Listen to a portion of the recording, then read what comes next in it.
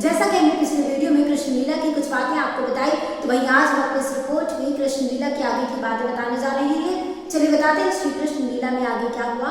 आज हम अपने इस रिपोर्ट में बताएंगे कि किस तरह रुक्मिणी का भाई रुक्मिणी का विवाह अपने मित्र शिशुपाल के साथ करना चाहता है, लेकिन रुक्मिणी के मन में तो श्री कृष्ण बसते हैं। और ये बात नारद जी आकर श्री कृष्ण को बताते हैं। क्या क्या होता है चलिए बताते हैं आपको अपने इस खास रिपोर्ट में। तो डाली नजर हमारी इस रिपोर्ट में। कुंती और पांडवों के अज्ञातवास में भीम द्वारा राक्षस का वध करने के बाद श्री कृष्ण इस घटना को देखकर भीम को आशीर्वाद देते हैं। तभी वहां पर नारद मुनि पधार जाते हैं। श्री कृष्ण यह सब देख रहे होते हैं, तभी वहां नारद मुनि पहुंच जाते हैं। श्री कृष्ण उन्हें वहां आदर से बिठाकर कहते हैं, कहिए क्या आज्ञा है। तब नारद जी कहते हैं, आज्ञा नहीं प्रभु, मैं तो माता लक्ष्मी के लिए प्रार्थना करना चाहता हूँ। यह सुनकर श्री कृष्ण कहते हैं, लक्ष्मी के लिए कहिए, उनके लिए क्या कहना चाहते हैं। तब नारद मुनि कहते हैं, प्रभु आप तो जानते ही हैं कि माता लक्ष्मी ने आपकी सेवा के लिए धरती पर माता रुक्मिणी के रूप में अवतार लिया है। श्री कृष्ण कहते हैं, हाँ ये मैं जानता हूँ। तब नारद जी कहते हैं, तब तो आप ये भी जानते होंगे कि इन दिनों वे बहुत चिंतित हैं। तब श्री कृष्ण कहते हैं, चिंतित क्यों, क्या बात है।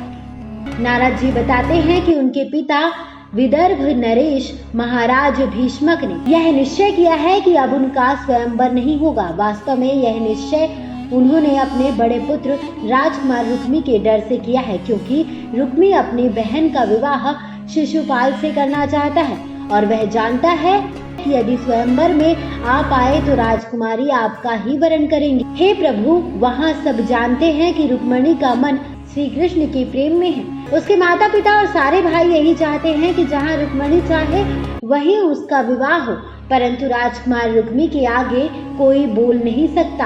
आप तो जानते ही हैं प्रभु कि रुक्मी को परशुराम से ब्रह्मास्त्र प्राप्त हुआ था, इसलिए सब उससे डरते हैं। इसलिए देवी रुक्मिणी का मन विचलित है। वह सोच रही है कि इस समय आपने उनका उद्धार नहीं किया तो वे अपने प्राण त्याग देंगी भगवान।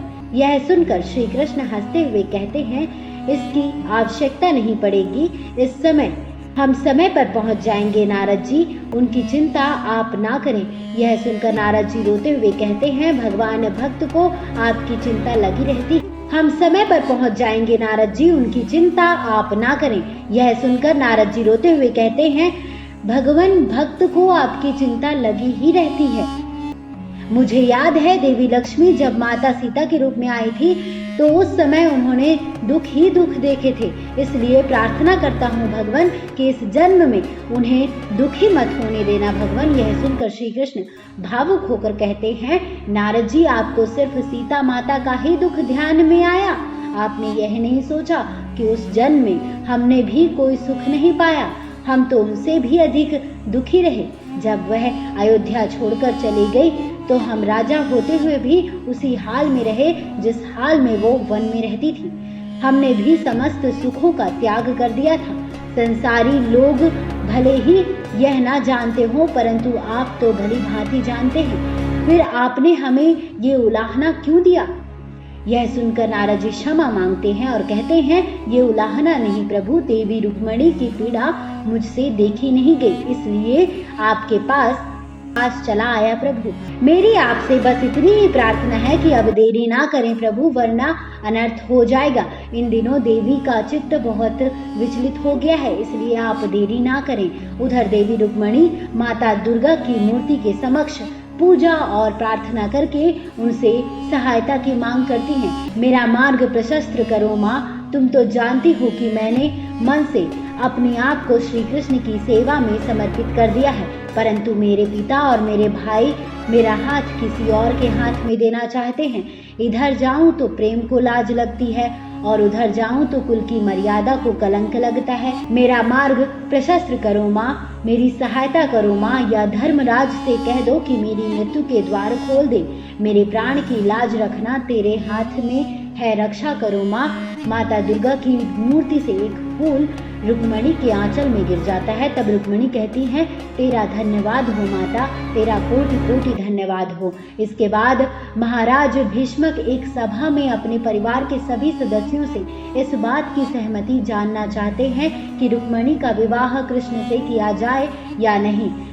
रुक्मणी के भाई रुक्मी को छोड़कर सभी श्री कृष्ण से विवाह करने की सहमति देते हैं, किंतु सभी को यह पता रहता है कि रुक्मणी श्री कृष्ण को चाहती है। लेकिन रुक्मी इस बात के लिए सभी पर जोर देता है, क्योंकि सभी को यह पता रहता है कि रुक्मणी श्री कृष्ण को चाहती है।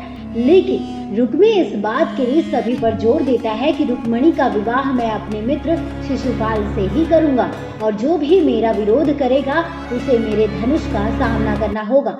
रुक्मी कहता है कि यदि पुरोहित भेजना चाहते हो तो शिशुपाल के घर भेजो, उसे निमंत्रण देने के लिए। बाद में रुक्मणी और उनकी माँ के बीच इसको लेकर चर्चा होती है। दोनों एक दूसरे के गले लगाकर रोती हैं। रुक्मणी की माँ कहती हैं, तेरे पिता, मैं और तेरे चारों भाई तो श्री कृष्ण से ही विवाह करना चाहते हैं, परंतु तेरे बड़े भाई तेरा विवाह शिशुपाल से करना चाहते हैं, और इसके लिए वह अपने पिता और भाइयों से भी युद्ध करने के लिए तैयार है। यह सुनकर रुक्मणी कहती है कि उनसे कहिए कि वे अपना एक बाण मेरी छाती में मार दे तो चारों ओर शांति हो जाएगी, क्योंकि मैं उन्हें छोड़कर किसी और से विवाह नहीं कर सकती।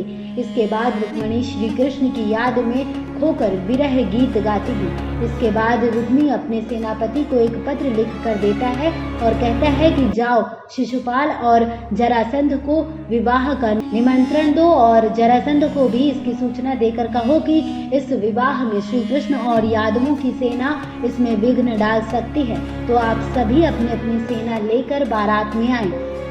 जरासंध यह पत्र प्राप्त करके कहता है कि हमें ये रिश्ता स्वीकार है। शिशुपाल, हम अवश्य बारात लेकर जाएंगे और विदर्भ को अपनी सेना से घेरकर सुरक्षित कर लेंगे। रुक्मी कहता है, मैं तुम्हें इसलिए भेज रहा हूँ ताकि ये सूचना गुप्त रहे और शत्रु को तैयारी करने का मौका भी नहीं मिले। जाओ। फिर उधर जरासंध अपने दत्तक पुत्र शिशुपाल सहित अपने सभी साथियों के साथ बारात लेकर विदर्भ के कुंडलपुर के लिए निकल जाता है। उधर रुक्मणी यह सोचती है कि इस संकट के मार्ग से कैसे निकला जाए। तब वह अपने दासी के साथ घोड़े पर सवार होकर रात्रि में गुप्त रूप से एक ऋषि के आश्रम जाती है।